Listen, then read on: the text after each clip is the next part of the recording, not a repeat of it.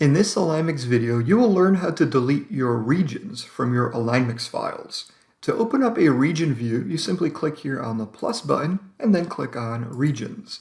You can also access the region map view from the home menu by clicking on the Add View button, select Maps, and then Region Map. Both of these methods will take you to the exact same view.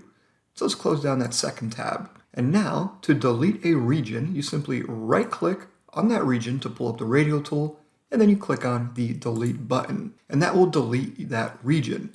What you have not done is you have not deleted any accounts, any territories, or districts. So if I click back on the territory tab view, you will see all of those territories are still there. So let's go back to our second tab where we have our region alignment. If I click on the undo button, I can bring back that region that we've just deleted. You can also delete your regions from the region table view. To access the table view, you open up a new tab, click on Tables, and then click on Regions. From here, you simply click on the checkbox for the region you'd like to delete, and it will select it. And then you simply click here on Delete Regions, and that region will be deleted. So going back to our region alignment view, you'll now see that East region has been deleted. And again, as a reminder, you have not deleted any territories or districts that were assigned to this region. You've simply just deleted that region. All the other data is still intact.